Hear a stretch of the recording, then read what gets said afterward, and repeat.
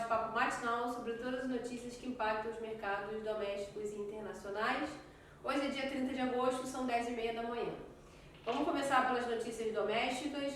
O governo tem até hoje para enviar o orçamento do ano que vem, de 2020, e os jornais trazem basicamente essa dificuldade que o governo está tendo em fechar as contas, né, e manter a máquina pública funcionando. Então, vários ministérios dizendo que eles não serão operacionais no ano que vem com esses valores, e ao mesmo tempo o governo aí insiste num ajuste fiscal que a gente sabe que é necessário, e em reduzir cada vez mais as despesas obrigatórias. Então, nesse sentido, no dia de ontem o Rodrigo Maia ele se encontrou com o Davi Alcolumbre. Rodrigo Maia é o presidente da Câmara dos Deputados, o Davi Alcolumbre é o presidente do Senado, e aí trataram de dar prioridade à apreciação daquela PEC paralela que trata exatamente da inclusão dos estados e municípios na reforma da Previdência, e que é sim bastante importante, né, para que os estados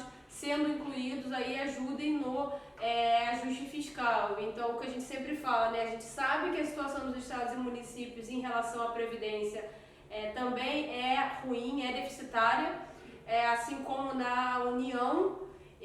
Então é interessante sim esse pacto, né, essa conversa entre os dois, para que tentem acelerar assim, essa tramitação, e o acordo foi que o texto seja apreciado nas duas casas ainda em 2019. Então, diferente da reforma da PEC principal, né, a PEC paralela ela começa no Senado e depois vai para a Câmara. A gente, claro que torce para que esse acordo possa ser cumprido ainda em 2019, mas a gente vê que o calendário é bastante apertado.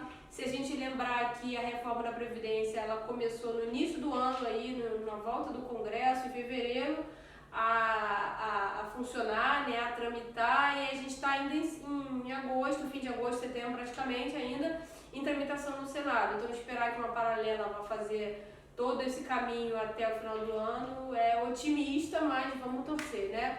Falando em otimismo, hoje são os dados do desemprego no mercado de trabalho no mês de julho.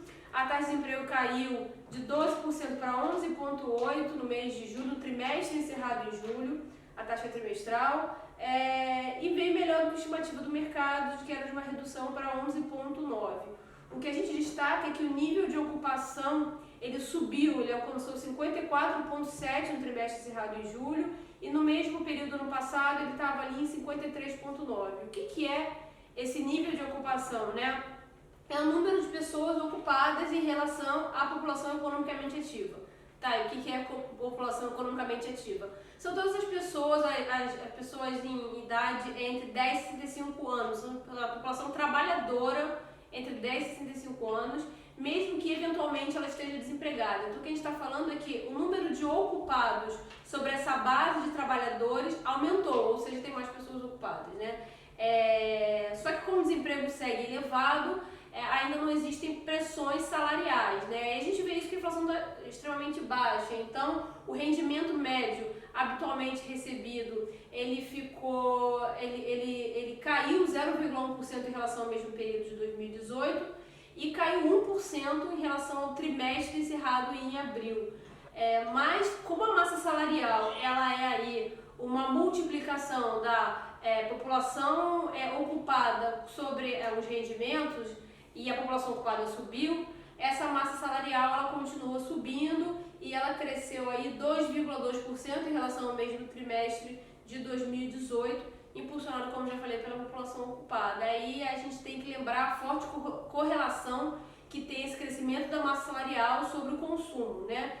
Emprego e renda bate muito forte no consumo.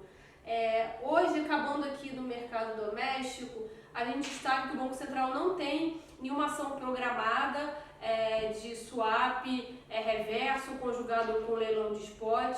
Na verdade, no último dia útil do mês, o Banco Central não costuma fazer esse tipo de operação. Então, o que a gente espera para o final do dia de hoje, sexta-feira, com o mercado já fechado, é que ele anuncie o ritmo, o montante diário que vai ser feito dessa operação conjugada de spot com swap cambial reverso, para setembro, né? Então lembrar que ele já anunciou que vai continuar com essas operações conjugadas no mês de setembro, mas só anunciou o tamanho, então talvez ele anuncie isso hoje. E lembrar que essas operações são exatamente aí para melhorar qualquer disfuncionalidade do mercado cambial durante esse período que a gente está passando aí de volatilidade bastante forte nos mercados internacionais. Então ele vende moeda à vista, né, no leilão spot, e junto com isso ele também lança a compra futura via derivativo no mercado, no swap cambial reverso.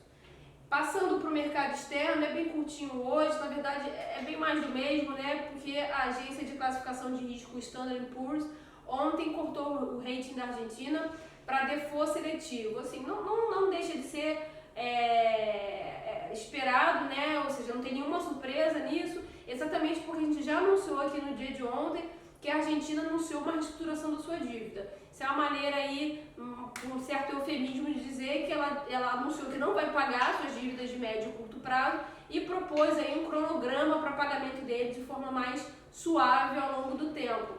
Então, o que a gente já tem visto há bastante tempo é que essas agências de classificação de risco, elas não têm mais aquele efeito previsor, né? Na verdade, a notícia sai no mercado e aí elas ajustam a nota de rating, né? A nota de classificação de risco, ou do país, ou da empresa, depois do evento. E foi isso que aconteceu. Então, assim, a gente nem viu uma piora, porque dado que a Argentina anunciou a reestruturação da dívida, jamais foi esperado aí uma reclassificação da sua nota de risco, né? É de praxe. Hoje, os mercados internacionais seguem em tom positivo, assim como no dia de ontem, né? A gente anunciou de que ontem a China, ela anunciou que não ia tarifar, não ia retaliar a tarifação norte-americana em 1º de setembro. Os Estados Unidos não se pronunciaram, mas os mercados seguem positivos. Moedas emergentes em geral se valorizando em relação ao dólar. Bolsas globais também apresentam uma performance bastante positiva hoje. A nossa bolsa vai junto, aí próximo de 102 mil pontos. E a curva de juros local, depois de ontem uma abertura um pouco mais estressada, no final do dia ela voltou, apresentou fechamento de taxa e hoje esse fechamento de taxa continua com uma performance aí mais positiva, mais próxima do que a gente espera que seja o normal, dados os bons fundamentos aqui do nosso mercado local. Eu fico por aqui, só lembrando que todos os nossos vídeos e textos, inclusive com links para matérias que estão disponíveis na internet, ficam no nosso site www.mydigital.com.br. Você encontra tudo para ficar atualizado e em linha aqui com o que está acontecendo com o mercado.